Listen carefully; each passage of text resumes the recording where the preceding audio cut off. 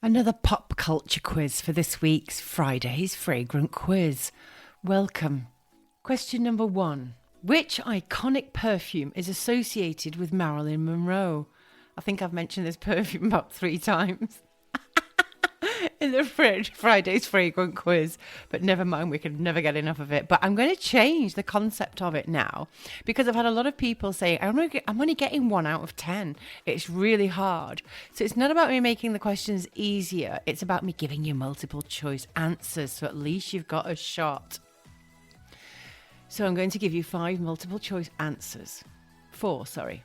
Which iconic perfume is associated with Marilyn Monroe? And is it A, Chanel No. 5, B, J'adore by Dior, C, Shalimar by Galan, or D, Opium by YSL?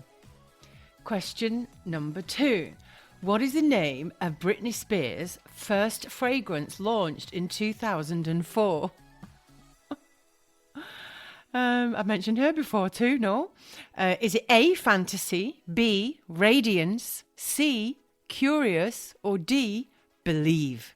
And I'm not like emphasizing believe because I said it in a really low voice because that might not be the answer. So don't think that I'm like swaying you towards D.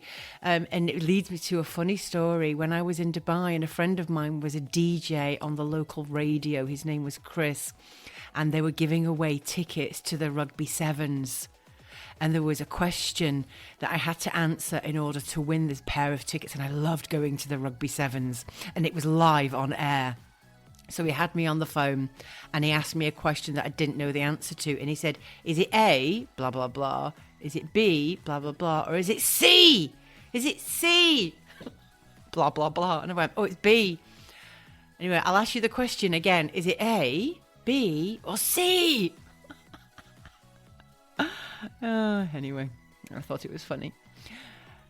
Question number 3. Which movie... Needless to say, I didn't win the tickets. Which movie includes a story centered around the creation of a perfume from the scent of a woman? Don't let that mislead you. Is it A, Perfume, the story of a murderer? Is it B, Scent of a Woman? Is it C, the perfume of Yvonne? I've never heard of that. You know, I get these questions from ChatGPT. And one of the questions it gave me was, which legendary singer launched a perfume called Unforgettable in like 1990, and the answer was Frank Sinatra. I'm like, I don't think that's true. I don't think Frank Sinatra ever launched a perfume. So I had to say, is this true? And then, oh no, sorry, it was a mistake. I'm like, oh, okay. So yeah, AI makes really bad mistakes. Or is it D, Aromas? Is that even a film name? I don't know. Do you know what? This is just for fun. And if you've heard of a movie called Aromas, please do let me know. Question number 4. What unique marketing strategy did Lady Gaga claim to use for her fragrance fame? So it was something, and it was a marketing tool, basically. It was a marketing strategy, and it was claimed that there was this very weird personal thing in her perfume. So what was it? What was the perfume supposed to be infused with? But it wasn't. It was a marketing strategy in Lady Gaga's fragrance fame. Question number 5. Which celebrity's fragrance broke sales records in the UK within hours of its release in 2006? Was it A, Jennifer Lopez, B, Madonna, C, Victoria Beckham, or D, Sarah Jessica Parker? Question number 6. Which celebrity launched a fragrance named Killer Queen? Was it Freddie Mercury, Lady Gaga, Katy Perry, or Beyonce?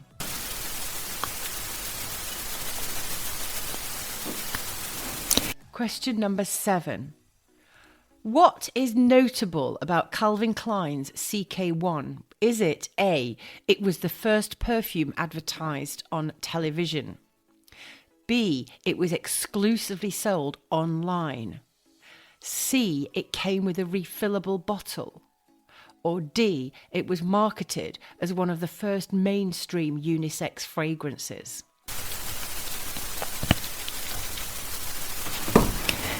Question number 8. Which fragrance is associated with a famous bottle design inspired by Salvador Dali's work? Is it Obsession? A, Obsession. Is it B, Poison? Is it C, Le Royal Soleil? Or D, Angel? Question number 9. What was the innovative aspect of Jennifer Lopez's fragrance Glow? Was it A, it included a scent strip in the packaging? Is it B, it helped to popularise the trend of celebrity-endorsed fragrances? Is it C, it was the first fragrance to be sold with a matching body line? Or is it D, it was the first celebrity perfume to feature in synthetic pheromone? Question number 10. Which pop star's debut fragrance became the best-selling celebrity fragrance line in the UK by 2013? Is it A, Beyonce? Is it B, Britney Spears? Is it C, Justin Bieber? Or is it D, Taylor Swift? And I'm going to give you a bonus question. Which legendary diva released a fragrance called Diamonds and Rubies? I'm not going to give the year away because it might give it away. So which legendary diva released a fragrance called Diamonds and Rubies? Is it A, Elizabeth Taylor? Is it B, Whitney Houston? Is it C, Cher? Or is it D, Mariah Carey? I hope you're enjoying my Friday's fragrant quizzes. I have a really important announcement to make after I read out the answer to the bonus question. So stay tuned. It's a very important update. So let's go back to question number 1. I'm going to give you the answers now. Have you written them down? Have you got it ready? Have you got your glass of rosé or your cup of tea ready? Or your bacon sandwich, which I'm just about to eat after this, because if you can hear my tummy rumbling, it's because it's 1:30 and I've not had breakfast yet. Question number 1. Which iconic perfume is associated with Marilyn Monroe? Now, if you don't know the answer to this, you've not listened to any of my other Friday's fragrant quizzes. The answer is, of course, A, Chanel No. 5. She famously stated that she wore, now this is a lie, 5 drops of Chanel No. 5 to bed, which significantly boosted the fragrance's iconic status and its association with glamour. She actually said a few drops of Chanel No. 5, not 5. There you go. Question number 2. What is the name of Britney Spears' first fragrance launched in 2004? And the answer was Curious. Curious by Britney Spears was her debut fragrance and quickly became a bestseller, known for its youthful and fresh floral scent. Question number 3. The answer was, which movie includes a story centered around the creation of a perfume from the scent of women? I think I said a scent of a woman. That probably threw you off. The creation of a perfume from the scent of women. And the answer, of course, was A, Perfume, the story of a murderer. The film, based on Patrick Susskind's novel, followed a disturbed perfumer who creates a scent using the essence of murdered women, aiming to capture their beauty. I have the book. I didn't read it. I started watching the film. It was too creepy. So if you have watched it, I'd love to know what you think about it. Question number 4. What unique marketing strategy did Lady Gaga claim to use for her fragrance Fame? And the answer is B, claimed to be her own blood. Lady Gaga's Fame perfume was promoted with the claim that it included a molecular equivalent of her blood, a metaphor meant to emphasize her personal collection to the fragrance. Have you ever smelt it? I haven't. Question number 5. Which celebrity's fragrance broke sales records in the UK within hours of its release in 2006? And the answer was D, Sarah Jessica Parker. Lovely by Sarah Jessica quickly became a bestseller upon its release, capitalizing on her status as a style icon from her role in Sex and the City. She had a very personal connection with this perfume. And if you read the book by Chandler Burr, I can't remember the name of the book off the top of my head right now, but if you just Google Chandler Burr and Sarah Jessica Parker, he follows her journey through creating this fragrance, and she got really involved in it. And the perfumers were quite taken aback because they weren't expecting her. They're expecting her to be like a lot of other celebrities going, yeah, whatever, make me a fragrance and I'll stand in front of, a billboard pretending that I wear it. She got really involved in it and pulled things out of her bag when she meets with the perfumers, like eggshells and ballet shoes and, things like that. So, and apparently it is along the lines of glamour of like Chanel No. 5. Question number 6. Which celebrity launched a fragrance named Killer Queen? Was it A, Freddie Mercury? Because that would make sense, wouldn't it? B, Lady Gaga, C, Katy Perry, or D, Beyonce? And it was C, Katy Perry. Katy Perry's Killer Queen was inspired by Queen's classic song and reflects a bold, commanding spirit aiming to empower its wearers, and the bottle is beautiful too. Question number 7. What is notable about Calvin Klein's CK1? And the answer was D. It was marketed as one of the first mainstream unisex fragrances, pioneering unisex fragrances in the 90s that appealed to young and progressive audiences with its fresh, clean scent and inclusive marketing. Changed the face of fragrance in those days. And it's when fragrance went back to these fresh, clean scents, but also went back to a time that used to be, before marketing gurus got involved, when all fragrances were actually unisex.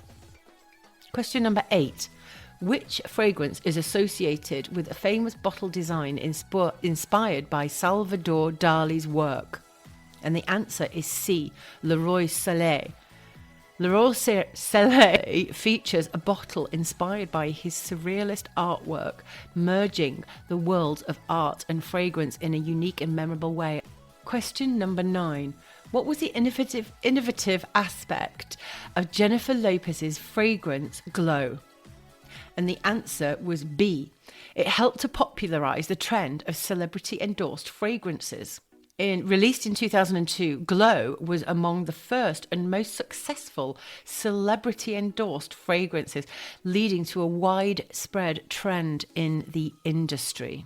I remember seeing a bottle of this on my friend's bathroom shelf, and I was like, oh gosh, really? Jennifer Lopez launched a perfume? Because it wasn't like a thing in those days, really.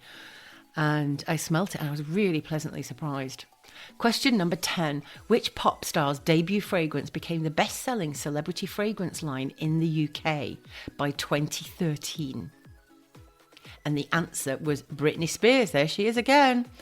Britney Spears launched her fragrance line with Curious in 2004, which quickly became a hit. And by 2013, her line had become the best-selling celebrity fragrance line in the UK, largely thanks to her continued popularity and the successful release of several more fragrances under her name. Bonus question was, which legendary diva released a fragrance called Diamond and Rubies? And it was launched in 1993, and the answer is A, Elizabeth Taylor.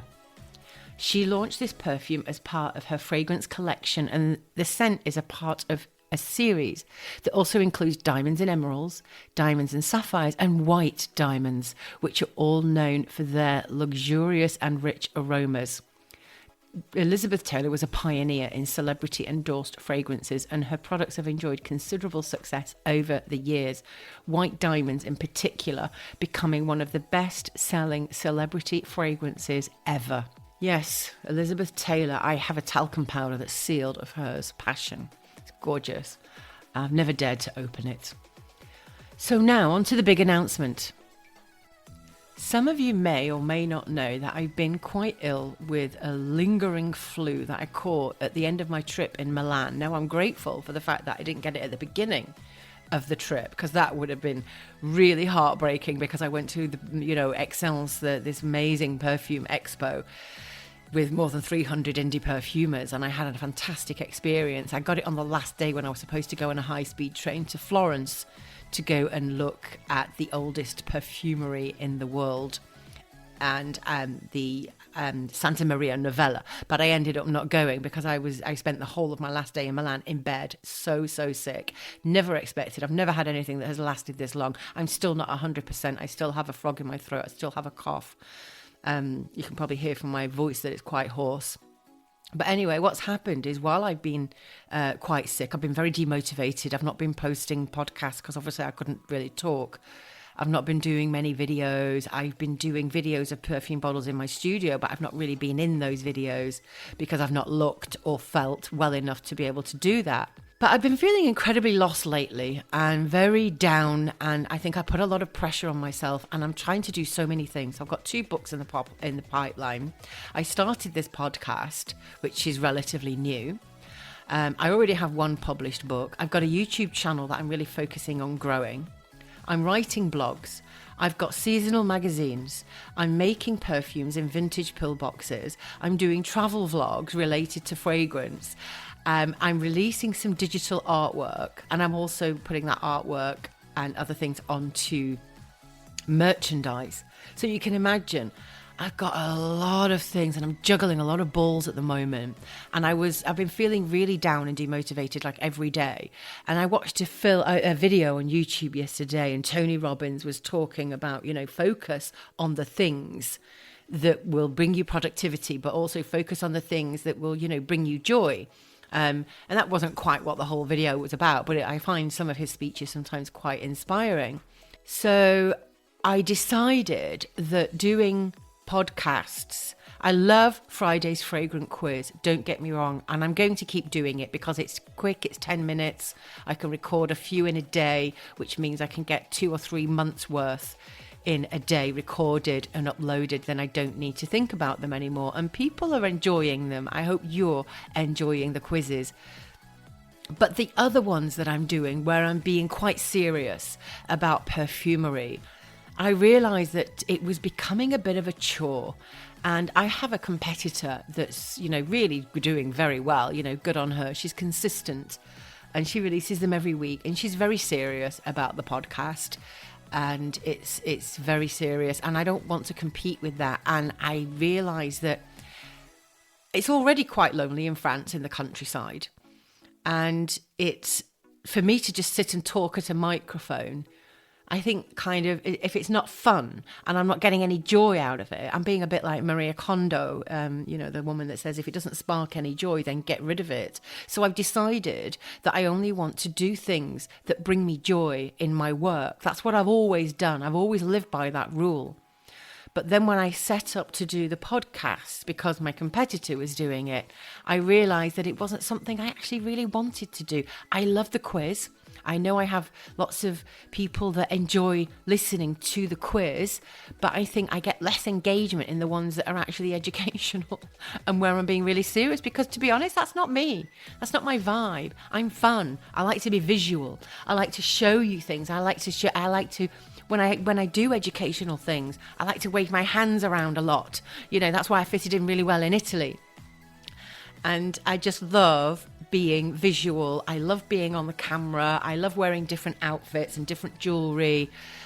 I love the engagement that I get from people with the videos that I do for YouTube, and I'm planning on growing my YouTube video much more than I am. And I've not been very consistent with it, and I'm going to find it too much to be able to do weekly podcasts as well as weekly valuable YouTube videos, and I know which one I prefer. So I'm going to do the one that I prefer, because I can't keep spreading myself so thinly, because I'm going to end up just throwing out a lot of shit that people don't really want to listen to, because it's like my enthusiasm isn't there, and that will come across in a podcast. And I prefer my videos. I prefer to go to flea markets, collect vintage bottles, show you what my flea market finds are. Even if it's like, I bought a suede coat and a chicken egg basket, which I do. Like, I've got this thing about chicken egg baskets. I'll show you if you go into my YouTube channel by Melanie Jane. But also, I'm a businesswoman, and I want to concentrate on the things that's going to bring me revenue. And I really want to grow my channel because, at the end of the day, I am an entrepreneur. and I can't do things for free because I have to put food on the table and rosé in my mouth. My frosted chilled glass. So there you go. That's my update. There's going to be no more. I might randomly put something, once in a while, but I'm not committing to weekly podcasts that are educational or serious about perfumery or aromatherapy. I'd much rather make a YouTube video about it, because then I can show you the bottles and I can show you and demonstrate things in front of a camera rather than sitting and talking into a microphone, which frankly makes me feel even more lonely. So there you are. I'm being very transparent with you. I hope that you understand. I don't think that you'll be too disappointed, because it's quite a new podcast and I've not got that many people downloading my episodes anyway. and the engagement that I get is actually from Friday's Fragrant quiz, which I really enjoy doing, by the way. And especially when it comes to like giving you anecdotes and things like that in between the questions, and some of them I find them quite funny. So that's it. I'm going to sign off. I will see you. I don't know why I keep saying I'll see you. I'll see you on YouTube. Go into my YouTube channel. I would love it if you would subscribe. I've got 1,800 and 1,280 something. I've got nearly 1,300 subscribers at the moment, which I think is quite good for someone who's not been consistently posting. So that's why I want to get better at YouTube. I want to really, really build that platform. And doing weekly podcasts about something that, I don't want to talk about into a microphone is too time consuming for me. And I'd rather put quality into videos. So that's it. I'm going to sign off. Stay fabulous. A biento.